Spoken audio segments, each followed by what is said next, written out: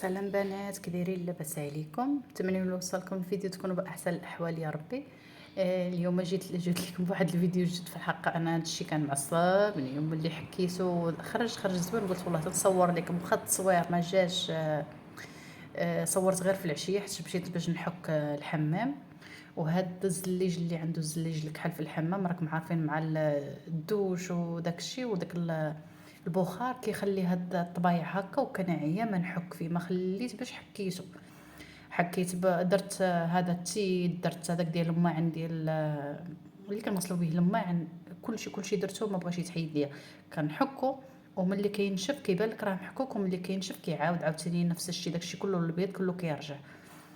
قلت والله تنجرب خديت واحد القطاره، قلت راه ممكن هادشي يتحيد بالزيت. المهم انا درت هذاك الزيت اللي كتشوف فيه غير الزيت ديال القلي، قليت به وبقى ليا في القرعه.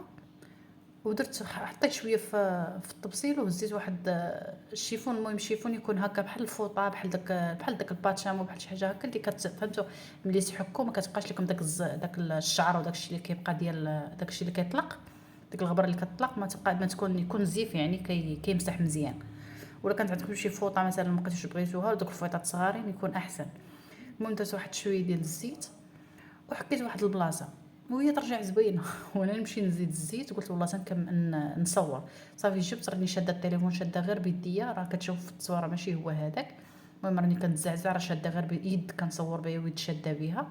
وتا الضوء ما كاينش بزاف، راه مع ديك جويه السبعه العشيه هذه ولا مع الساون ديال العشيه الضوء بحال ما بقاش الضوء ديال سيدي ربي، ما بقاش. ودرت شعلت غير الضوء ديال البوله.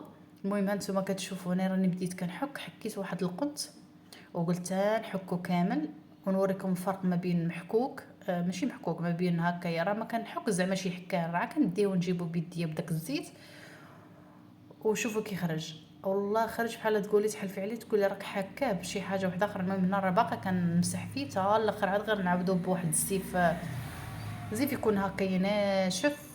وغنعاود نمسح به، هاد الزليج باش يبقى يعطي واحد البريو.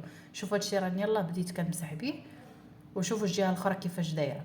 المهم هاد الفكره في حقا جاتني غير هكا، هزيت واحد شويه ديال الزيت، عييت وانا تصوروا، عييت وانا كنحك في داك الحمام، كنفرك وفي الاخر كيبان لي بحال يعني كتسيقي وملي كتخرجي كينشف، كيبان لك بحال عمرك ما سيقتي. يدي طابوير بالحكان تا هزيت واحد شويه الزيت، قلت والله تنجرب شويه ديال الزيت نشوف واش غيتحيد ولا ما يتحيد. الساعه بحال رحمه ربي.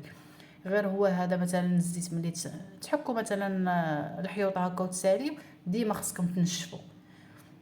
انت مثلا ملي تحكوا الحمام ملي تكونوا هكا دوزتوا هاد الزيت وساليتو، تمسحوه. وملي تدخلوا تدوشوا ولا تدخلوا تسيقوا الحمام، انا كنهضر على الناس اللي عندهم الزليج الكحل، حيت هو اللي فيه مشكله كيولي فيها الضبابه هكا.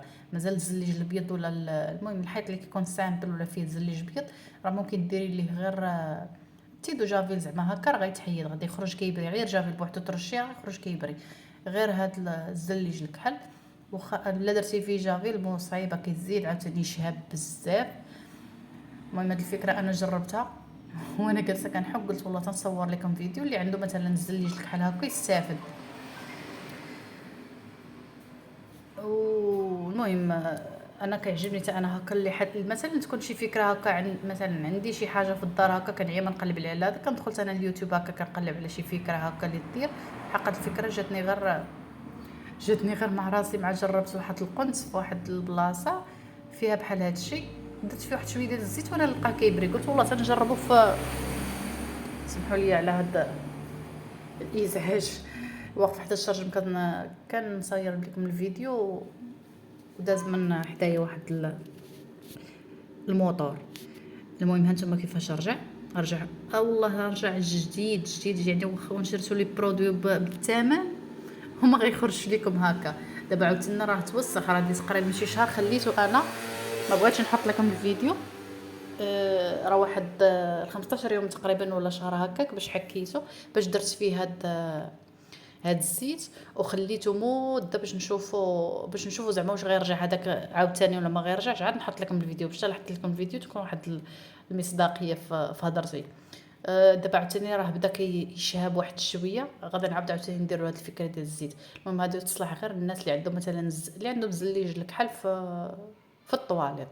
في الطواليط هي اكثر حاجه كتوسخ، ولا في الكوزينه، حيت كيكون الباخ ديال الطياب ولا الباخ ديال الحمام هو اللي كيدير هذه المشكله.